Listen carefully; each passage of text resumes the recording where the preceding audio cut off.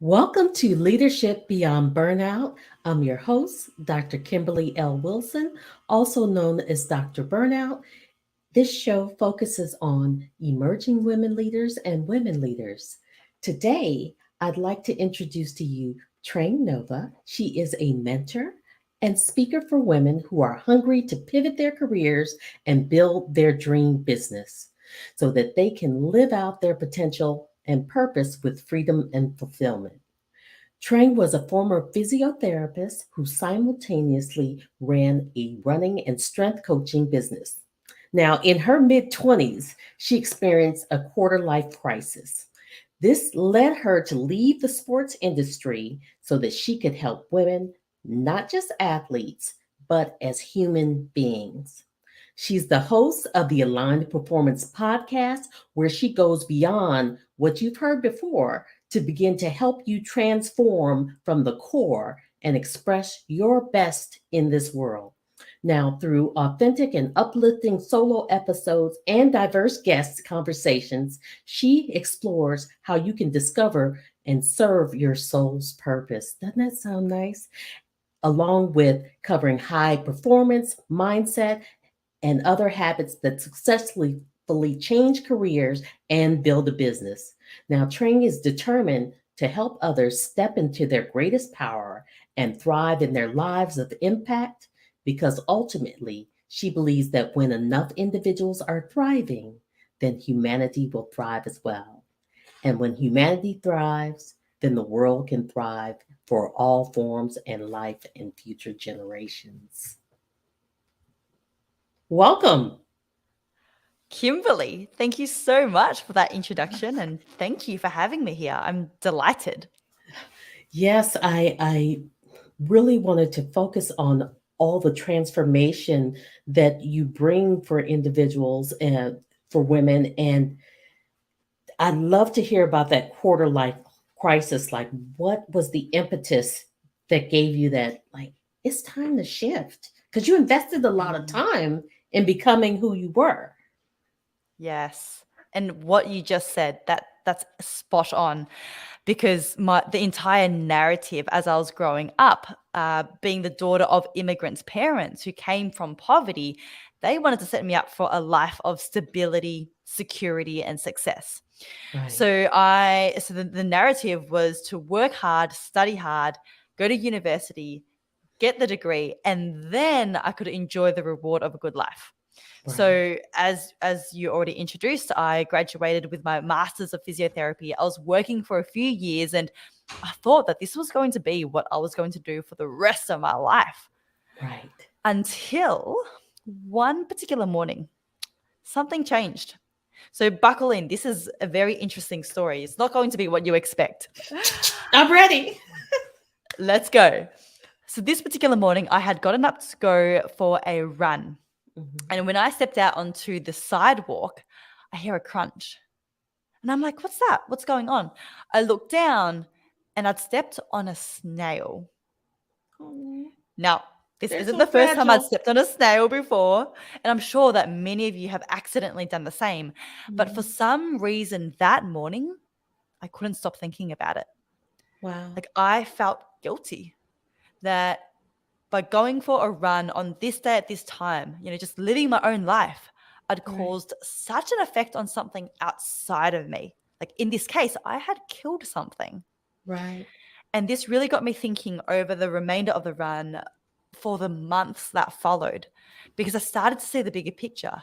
Here I was feeling so guilty about this one snail, right. yet my lifestyle in so many ways was already neglecting different forms of life, already Really? has such an impact. Yeah, without me even realizing it, from the clothes that I was wearing, the plastic that I was using, just like the impact that I had as an individual, the Right, footprints that I had, I'd never thought about before until now. Like it was like a veil had been taken from in front of my eyes. And I started to see all the different ways that I, as an individual, all the decisions that I make day to day right, without really thinking about it has a ripple of impact beyond what I would understand or what I would witness. right, right. So this realization really opened up my eyes to how much power I have, right? Like as Mhm. one individual, the decisions that we make can really spread and flow on to to depths that we will not be able to witness ourselves. Right. Yet at the same time, I still felt so insignificant. I was Hmm. like, I'm just one person. Powerful and insignificant. Wow. Exactly. I was like, uh, I'm just one person. How Mm. can I ever make that much of a difference? Right. So that conflict and that awareness really sent me spiraling into this quarter life crisis where I was like, okay, each day I'm going into work and I'm teaching people how to squat to shape their booty a little bit more or how to do this as a wrist exercise for their forearm muscles. Right. Yet out there, each day that goes by, there are things that are happening. There, it could be said that there is devastation. There is so many causes out there that I could be using my existence to contribute towards it. Hmm. So then that awareness, that realization was like, was what got me questioning. Is this all I'm going to do for the rest of my life? Wow. Like, I need to become more. I need to do more. So that realization was that quarter life crisis. But wait a minute. Your parents must have been freaking out. Like, what do you mean? We just sent you to university. You just finished your master. What do you mean you're pivoting? I gotta hear about that conversation. Exactly, right? And that was the whole inner, mental tug of war that I was facing because part of me wanted to explore what else was out there. But there was Mhm. also part of me that was thinking, what are my parents going to say? What are my friends going to say? What are other people going to think of me? Are they going to judge me? Am I going to waste the 4 years that I spent at uni and the extra Mhm. 4 years that I've spent working and developing myself in this line of work? Like, Right. what if it doesn't work out? What if I regret this decision? There was so much fear, and Right. especially with the the thought process of how is this going to be received, by my Mm. parents. Right. Luckily, at this point, I had actually moved out of home. So I was living with my partner at the time, and there was a bit of separation. Right. There was a little bit of space. You didn't have to And get all the pressure. exactly, exactly. So that space really helped. But still, that fear was in the back of my head. And that was what caused me to sit on the fence for so long. It was about a year of that inner turmoil, you could say, that A year? crisis before I took action to move forward. Yeah, 1 year. Now, now wait a minute, Frank, because I find this hard to believe with someone who motorbikes, who's in the water, who's just in the sky. How are you afraid? How are you afraid Yeah. of making a choice about your life when you do all this fearless stuff? Oh, that is a fantastic question. You know why? It's because so much of what I was doing at the time, my physiotherapy, Hmm. the respect and the aura that came with having a university qualified profession, Hmm. that was tied with my identity. Okay. And when we have this sense of self and we have this identity, it is everything. It's Right. it's who I am. Like I don't go out there and do something different. And that vision of and the expectation of what the future path looks like when we hold a certain identity is very ingrained. It's very strong. This is who I am. This is the path that I'm going to go down. This is what my future looks like. Right. And then, really turning that upside down is, even though it's all mental and it is conceptual, it is extremely scary. Right. It's what stopped me in my tracks from taking any action for a whole year. Right. And I'm not sure if this is something that some of the viewers or the listeners can resonate with. But it's that breaking down of everything that we know about ourselves and everything that we know about our life. Like, that is scary, way scarier than hopping on a motorbike or putting on like a tank to go scuba diving in the ocean. At least Right. for me. Right. That's an event, not a whole life-changing trajectory. Um, Yes. it's going to create something different. Let's take a commercial break and we'll continue with this conversation. Hi everyone, I am Sinead from Brador. I'm from Johannesburg, South Africa. Please join me in my Power Hour every Sunday, 12 o'clock Pacific Standard Time on E360 TV. Mwah! Welcome back. As I was thinking about the change of the trajectory of your whole life, was there a grieving process for you as you Mm, shifted your identity? Absolutely. Yeah. Mm. Any time that we go through change, even when it's positive change, like I wanted this change. I knew that I wanted to step into my potential and I wanted to step into my Right. heart's purpose to serve this world at the highest level. There was also letting go of parts of me that I had spent so long nurturing and Right. developing. And that was painful in its own way. Like I think about metamorphosis, when a caterpillar climbs into that cocoon, Right. and yeah, when it comes out of that cocoon, it's this beautiful butterfly and it gets to live this life as this evolved version. Right. But that process in the cocoon, like shedding the skin or whatever actually happens, it's not straightforward. It's not Mm. easy. And that was the case for me. It was a very emotional process of coming to terms with, okay, I am letting go of this part of my identity now. Right. Everything that I had been taught from when I was a child, that this was the one career that I was going to choose and stick with for the rest of my life. That my worth was dependent on my profession.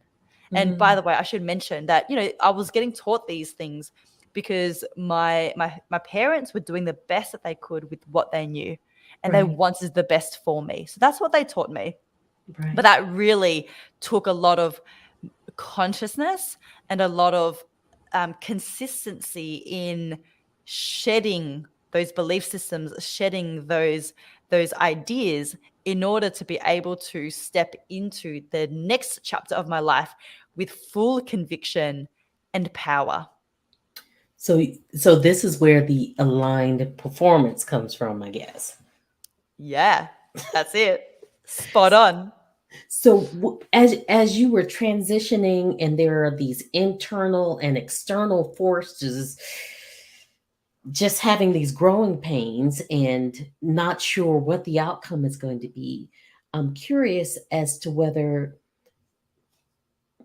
or did you experience a sense of burnout as you began to shift, or was it prior, or does that happen to Mm, people that you serve? mm, both. Like in Okay. my journey, I have absolutely hit that stage of burnout. And I would say my like my highest experience of burnout, like when it was greatest and affected me the most, was Mm-hmm. just before this whole quarter life crisis started. It actually happened before because I was in a job where my heart, my mind just wasn't fully in it. Mm. Because that morning that I stepped on that snail and it got this whole process of evolution started, like an outward that was an outward experience, but it'd been brewing for a while in the lead up. Okay. Like it had been brewing. I just hadn't listened or acknowledged the signs. It started very small, like a little soft feeling inside of me that something wasn't quite right. There's a little Yeah. voice in my head that something needed to change. But it was so subtle that it was easy to just be like, oh, yeah, yeah, this is normal. Everyone experiences this, everyone has Sunday night blues. Everyone looks forwards Right. to the weekend. Everyone And it's just Sunday part of being an scaries. adult. Yeah, Sunday scaries, Sunday blues. Like, it's part of being an adult. This is just what it takes. It's the responsibilities of being an adult. So I justified it until that voice and that feeling continued to grow and get louder and louder. And then that snail morning, the snail morning, a morning that I stepped on that snail really catalyzed like a truth that I couldn't ignore anymore. So the reason why I'm sharing that is because in the lead up to this whole crisis, I was experiencing that burnout, but I didn't even realize it at the start. Like, I was just exhausted coming home from work. I'd wake up and I'd have to drag myself out of bed to face the day. Wow. Like I would like struggle falling asleep at night, like the poorest sleep onset latency and being able to stay asleep. And like Right. all these things that like I thought were normal because it happened slowly. And I was like, Right. oh, part of being an adult, this is just what it is. Right. So that was the peak of my burnout when I was working in a field that I wasn't fully aligned with. So I Right. wasn't just physically working hard, which I was because I was working my day job and I was also doing a side business on the side. And, that's what it's like when we have this go-getter energy. Right. Physical burnout, but it was mental, emotional, spiritual burnout as well, because what I was doing wasn't fully aligned to what my heart called for, but I was grinding through it. I was ignoring what my body was saying. And the body doesn't lie. If we No. can't fall asleep at night, if we can't stay asleep, if we're feeling sick with anxiety in the morning when we wake up to go to work, like Right. that is a sign. The body does not lie. Right. So those were the components that created this burnout. And then now I've got so much more alignment spiritually, emotionally, mentally in the work that I do. I've refined and dialed in my process so that I work and I think we spoke about this last time, Kimberly. Like I like to work really intensely when I am working so that I'm productive, I'm focused, I'm in my flow, and then I will switch off completely. Whether it's at nighttime or on the weekends, I'll do nothing at all. So it's kind of that all or nothing. That's how I work. I find that really well, to go hard and then rejuvenate and then recover. Okay. So rest is a critical strategy for you, and you make it complete rest. Yes. Yeah, that's my strategy. That's what I found has worked really well, because I personally don't believe that there's such thing as overworking Mm. as much as there is under recovery. Oh. So it's about the balance and the integration of those two parts. So that if we want to work hard, go for it. This is what I believe, at least. As long as we are recovering at the same level that is required to be able to show up at that level of work intensity. So in other words, you're saying if you're a high performing, laser focused, put it all on the floor type of worker, then you've got to be just as passionate about your recovery time. You can't just do that willy-nilly and I'll take a spa day here for 15 minutes or something. You need to do it equally, is what you're saying. Yeah. Yeah, that's what I'm saying. And that's what I teach my clients, because I teach them to go all in. I'm like, go all in on your work, on your business, because if it were easy, everyone would be doing it. It's not necessarily easy. It does take work, and it does take, this effort that most people wouldn't be willing to do. So go all in on your work, but also go all in on your recovery. So if you want to get up at 4:30 in the morning, which is what I did this morning because I've got a big day of mentoring and podcasts, as long as you go to bed at 8 p.m. and you get your sleep. And sure, there's going to be times where, we sprint and we might lack sleep and we might go into a bit of a deficit. But in the big picture, are we creating harmony between the two parts of the equation, the work the output as well as the rest and the recovery. Harmony.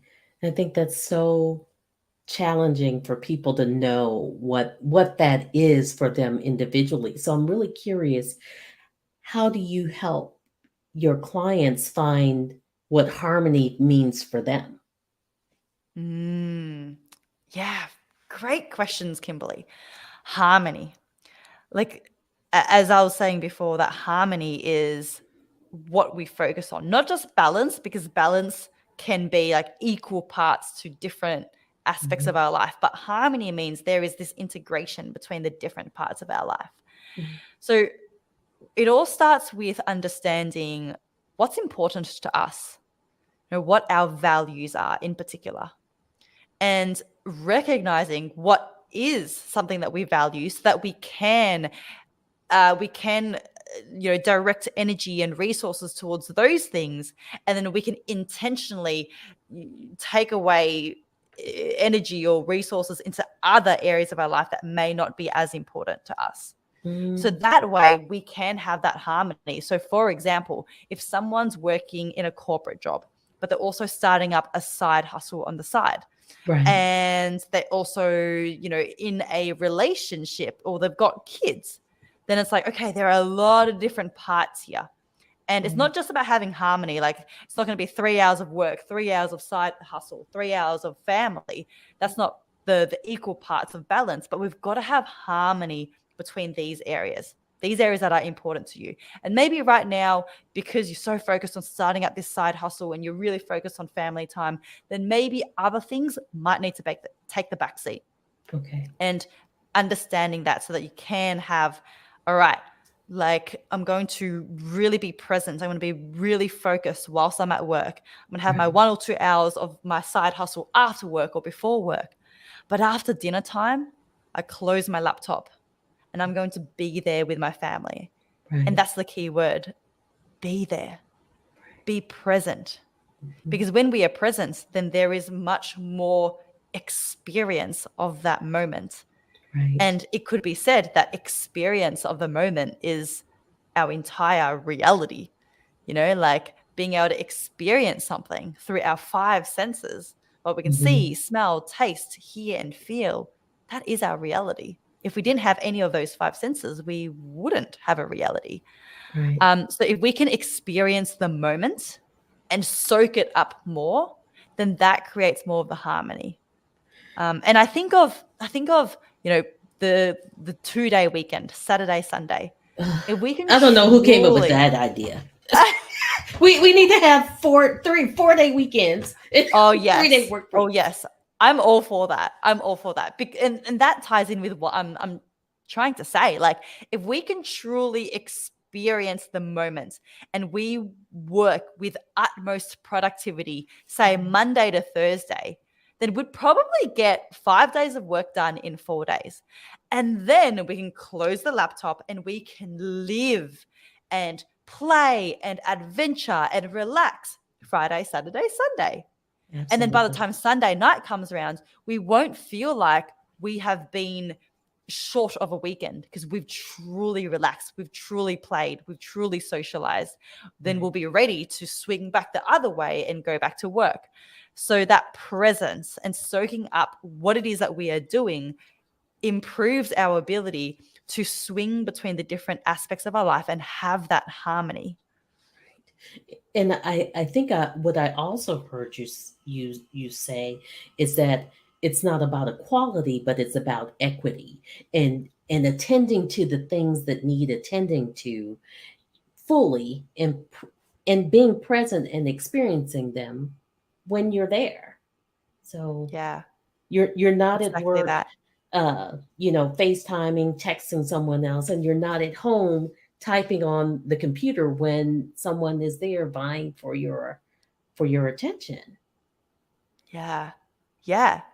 And that helps with preventing burnout, Right. because when we finish work earlier, because we have been working with so much intensity and so much focus, then we get to relax even more. We actually get to have more of both: more Right. work productivity, more output, as well as more relaxation and more recovery. it's not one or the other. We can have more of both. Right. And one of the things that I cultivated in my business is that I don't have working hours for people on my team. It's more focused around tasks.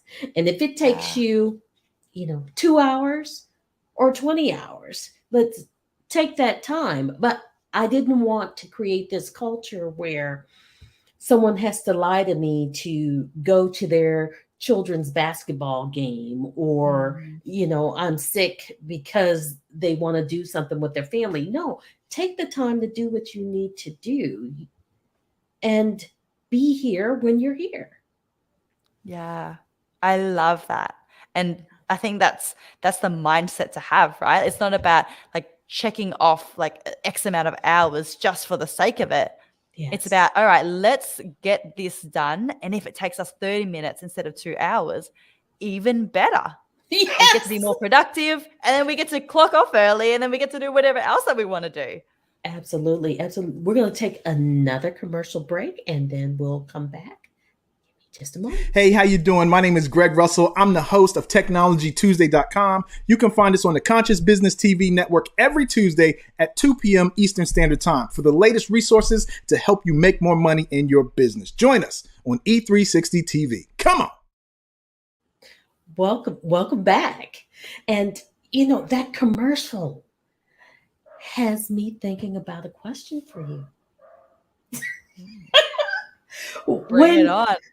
When you find that your clients get more aligned and they've made this shift, and I'm sure that they're a little nervous, does their income begin to align with their purpose, or do they spend a lot of time in fear and reverting back to who they were? I love that. I would say, honestly, a little bit of both. At the Okay. start, when we first, when my clients, and even on my own journey, when I first pivoted, there is that initial phase of shedding. So metamorphosis, shedding and letting go of the old part of us that was already working well. So Right. there is almost like a step back temporarily. There's Mm, the fear, there's the uncertainty, there is that being in the gray zone, almost like, no man's land for a short period of time. right. But then what happens with a bow, when we pull it back, we pull back the bow, then it gets to launch forwards even more. It gets to launch forwards with momentum. And that's what happens when we create alignment. When our actions, when the work that we do is true to what we believe in, is true to our values, is true to our heart, then something magical happens. And I don't know how to explain it, but you can probably imagine it. There is this newfound energy, vitality, passion. And then that, of course, comes out in the work.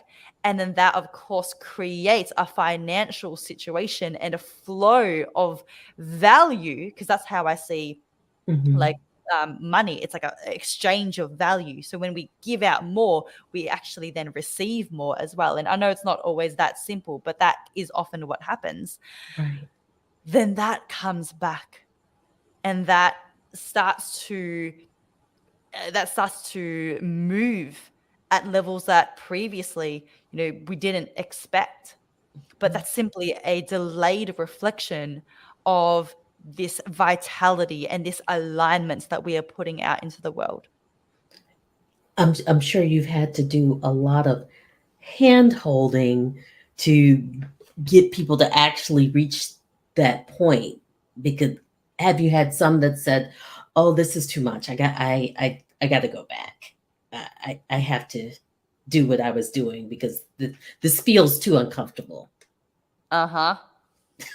Like, honestly, a lot. because this journey is not linear. Like, it's not like as soon as we take that step, we're good and we're set, and it's only forwards from here. I know for me, so many times after I pivoted my business, I was questioning, did I make the right decision? Like I'm going through a challenging patch. of Right. time. Should I go back? Maybe it's just easier if I forget about this and I go back to what I was doing. I have stability and security in my employed job. Mm-hmm. And those thoughts arise all the time. And you know what? I don't know if they ever go away. Like, even when we are seemingly successful and seemingly have made it, Right. it is never so straightforward. We're never guaranteed that success. In fact, a lot of the time when individuals or companies achieve peak success, it could be the exact catalyst for their next failure, Mm-hmm. their next trough, because they get comfortable. They just continue doing things the way they've always done things. They don't innovate anymore. They don't continue showing up with the same level of zest. Right. So we're never guaranteed that seat. We're never guaranteed the seat at the summit to stay there. Right. So whenever a challenge arises, it's the questioning arises as well. It's like, am I doing the right thing? Maybe Right. it would be easy if I would just go back. But yes, in those initial stages, those thoughts are rife. Right. So we've got to stay on top of that. Right. And so many people say, oh, entrepreneurship is just this roller coaster. But I've always thought of it. I don't know if you've ever been on this ride where you get on the side of the wall and then the floor just drops and you're spinning around and your face is just going back. Like, that's what entrepreneurship feels like. It's like the bottom just dropped out and you're just like, what is happening? What is going on? When can I get my Yes. footing again?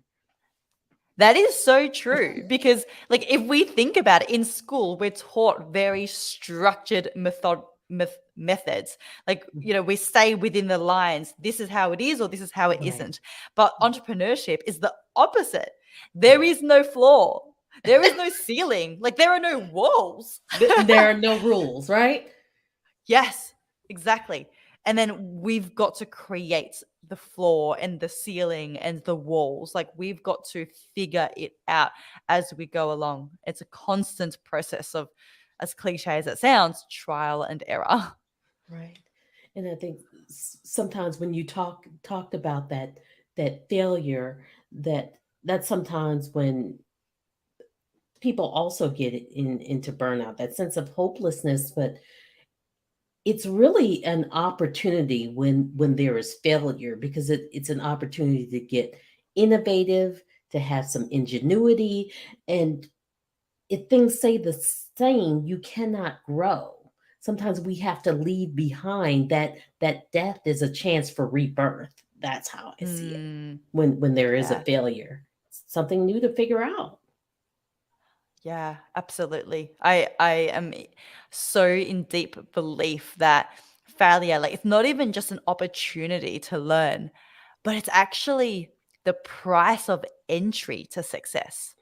Oh, Like, it is actually the price of entry. And we all want that success. We want to be able to achieve the things. We want to have the accolades, but then we're not willing to pay the price at the door to get to mhm, where we want to go. And right. that price is failure. The learnings that come from that, who we become as a result of that, the resilience that we develop, the thicker skin, the Yes. feedback of how not to do things versus how to do things. It's just it's gold. Right. Failure is gold, even though it's wrapped in dirt and mud and it doesn't seem like it's what we want. It doesn't seem very valuable. Right. But we forget, I believe, that when we were learning to walk, we fell on our faces 1,000 Yes. times. For those who are able to walk, we've fallen on our faces. But through that, we learned, oh, don't do that again. Let's try something different. And then we walk upright and we're able to have all these new opportunities. What are some of the new opportunities and amazing things that you've been able to see, do, and accomplish since you made that pivot? Oh, so many. Like I'm one of those annoyingly like happy, positive people because I just love life and I love everything that is available so much. So for example, I'm an Australian. I was born and raised in Melbourne, but now I'm living in Bali. I'm living Yes. in paradise because I've been able to create a business that is location flexible. I'm able to serve my mission and to do what I love from anywhere in the world. And Mhm. that is, one of the most tangible, obvious things. But really, like what I love the most is the fact that I don't get what I used to get. And that is on Sunday nights, I don't get that Sunday night blues or dread anymore. Wow. In the morning when I wake up, sure, at 5 a.m. sometimes it's a little bit of an effort to get out of bed, okay, when it's cold, when it's dark. But it's Right. not even nearly the same level of ugh, or anxiety or dread that I used to get. And Right. it's so obvious. Like it's a feeling, so I can't really tangibly put it in numbers or anything, but I can remember the feeling I used to have, and now I don't get that feeling anymore. The fulfillment I feel when I go to bed at night, at the end of the week after an impactful productive week, like the fulfillment I feel in my heart, like these opportunities are essentially what I would call happiness. And I would say most people are seeking happiness, like the pursuit of happiness through any decision and everything that they do day to day. It's pursuing a state of happiness. And that Right. is the biggest reward, that fulfillment, that inner peace, and that joy to live life day to day. Right. Now, would you say that it's possible for someone who's like, okay, I hear what she's saying, this entrepreneurship thing, it can give me Mm. some time freedom, it can give me some autonomy, the ability to make some decisions, but I don't want to leave my job. I have a good job. I love my job. So can I have an aligned performance, an aligned purpose, and still retain my 9 to 5? Mm. I love that we're talking about this because, yes, I would say so. Like, not everyone has to be doing entrepreneurship. In fact, the world wouldn't really be able to operate if everyone was in entrepreneurship. Mhm. I believe that, everyone's purpose, everyone's passion is unique to them. So for Mhm. some people, it is having that freedom, having that flexibility, having no boss except for themselves. And that will look like entrepreneurship, bringing their own idea out into the world. But Mm. for others, it could be serving a greater mission within a company. It could be like that they are in a 9 to 5, are in a corporate job, and they love what they do. They are passionate Mhm. about their vehicle of service through their role. And I do believe that exists. And it isn't that you have to always quit your job, but if you are currently dissatisfied and you are dreaming of a different reality, you look at these people out there and you're like, oh, I'd love to do that. That looks incredible. Right. But then you're justifying to yourself why you can't because of this or because of that. Then that is when you do need to face your own truth, and you need to be accountable to yourself to say, you know what? I'm just making excuses at this point. I do need to take some action. It doesn't need to be like, you quit your job and you have nothing to go off. Like you can start something whilst you're still in your job so that you're not left hanging without being able to put food on the table. I don't believe it Mhm. has to be so black and white like that. It doesn't have to be so sudden, that transition. Um, but yeah, it depends on what your truth is. And only you will know that. You know Right. your own truth. Mm. So when they do decide to remain in that role and they find themselves being asked to do things that maybe aren't aligned with their values or their purpose, how would you suggest they begin to communicate in a way that gets them back in alignment, even with these external pressures to be unaligned? Mm. I don't know if you've ever come across that. Yeah, I do see that happening, especially when people are employed, they're working for someone else in a big company, and they don't get to express their voice as freely and as unfiltered as they might like. I'd say the first step, going back to something that I mentioned earlier, is being aware of what your values are. Because sometimes what can happen is that, someone's asked to do something or to say something, and it doesn't feel good. Mhm. They can't quite pick up why it doesn't feel good, but it just doesn't feel good. They find they're dragging their feet a little bit more. They're finding they're resenting their boss a little bit. So firstly, identify what part of this is out of alignment to your values and to your beliefs. So be aware of that first. And then when we're aware of that, when we can actually language, okay, this is not feeling good because this is out of alignment of my integrity, of my beliefs, of Right. equality or whatever it might be, then it gives us the confidence and the conviction to voice that. We can bring that to a conversation with our boss or our manager, and we can actually explain our position with more conviction because we're able to language it. We know what it is that we're saying. So I think it starts with awareness, and from that awareness comes that conviction to have those conversations if it is something that is out of alignment and if it's something that we want to work through. Otherwise, it's also up to us to take our own accountability to maybe remove ourselves from a situation that's out of alignment, to change the situation. But it depends on each person's scenario. It's going to be different for everyone. I love that. So you can be in aligned for your soul and your purpose in your role in a company, or you can create a new reality outside the company, and they don't have to take a leap. I think that's one of the things that scares um, so many people when you talk about whether it's becoming a new leader or changing things in their life. They feel like, oh, I've just got to throw everything out and start over right away. And you're Yeah. saying no, it's not the case. We don't have to. I used to preach that, actually. I used to advocate, yeah, you know what? You either go all in or you're out. Go hard or go home. Quit your job. And if you're serious, That's that then you would. sports. Yes, right?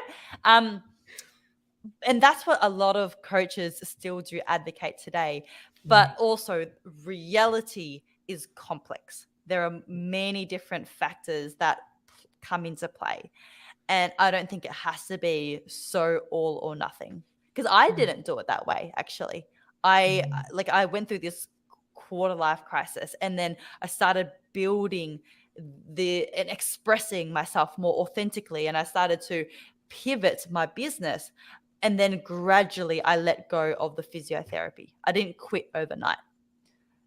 I gradually let go until one day I was like, all right, I'm done. I'm closing that door.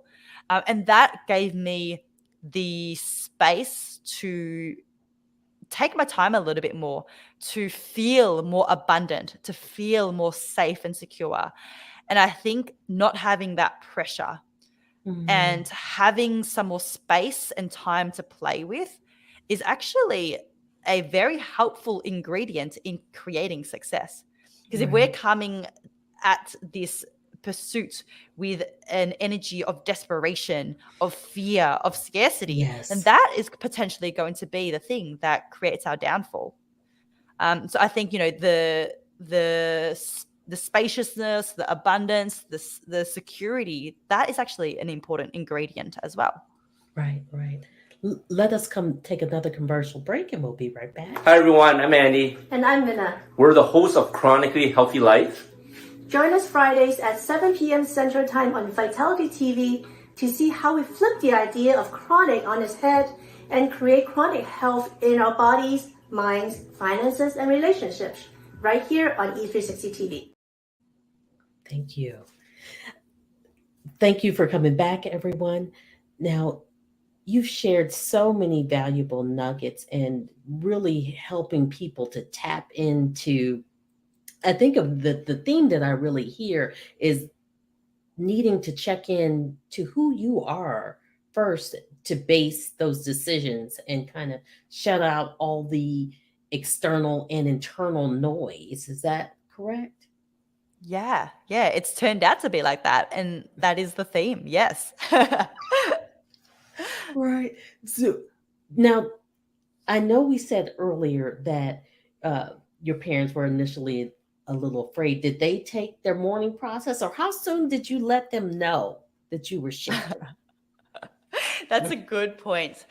I probably made it easier for them because I didn't tell them until a little bit later down the track, you know? And by then I could give them some evidence, like just a few paychecks and being like, this is actually working out, you know, you don't have to worry. I got this. I got it sorted.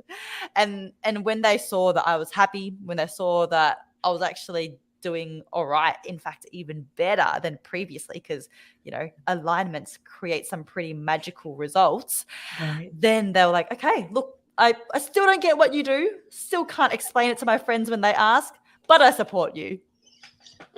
I love it. I think we might be sisters from another mister because I absolutely do not share. I hold things close until you see the results. Like I I think that for me there's a little I'm a little nervous about the shift Mm. and I don't want to add anyone else's doubt to my Mm. process. So I need to do it. I tend to do things afraid. And then when it begins to feel okay, it's like, yeah, here's this thing. Yeah, I've been doing this for a while. Uh-huh. Yes. Yeah. And you know what? Like sometimes that works even better. I mean, everyone's Mhm. different, but like by not like talking about it, we can utilize that energy and direct it towards walking the walk, right? We can do it, and then we can use that like result. It's almost like a dangling carrot as the motivation. Right, right.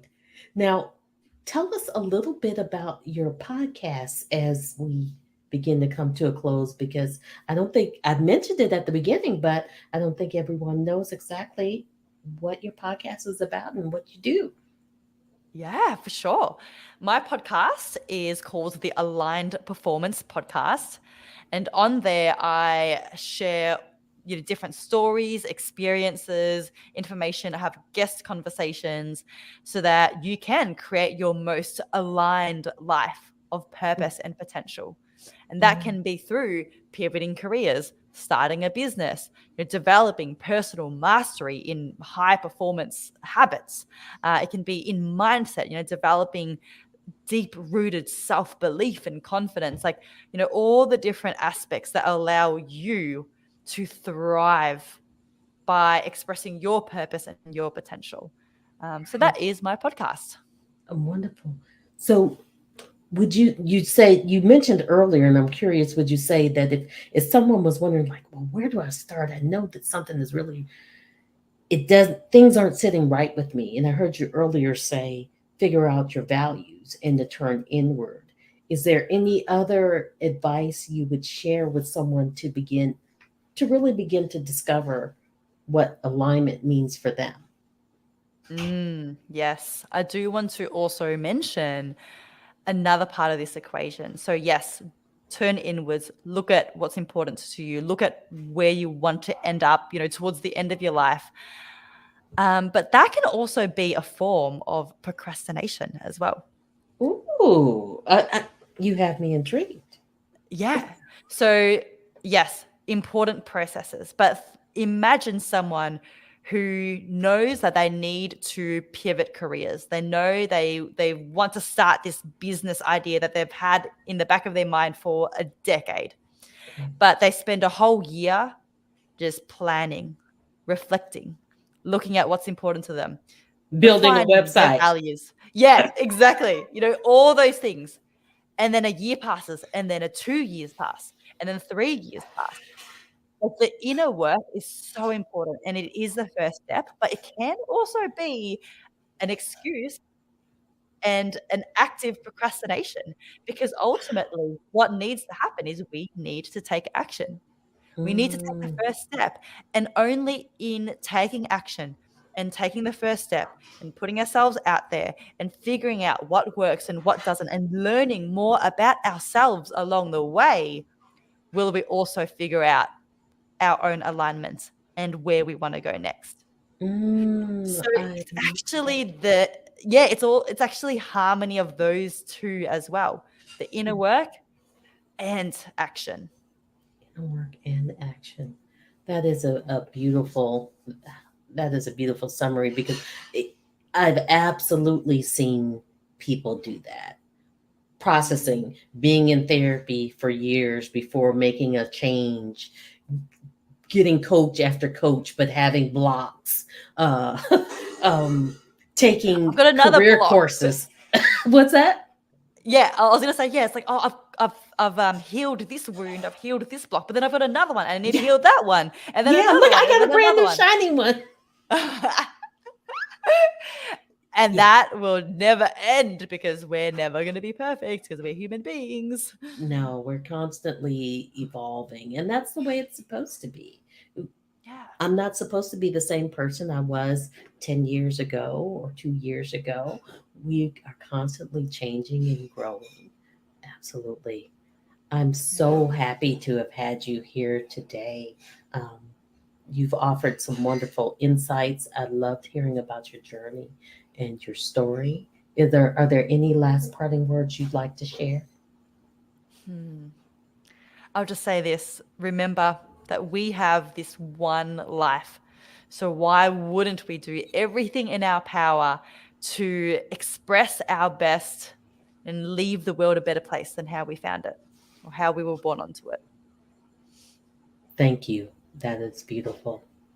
Until next time.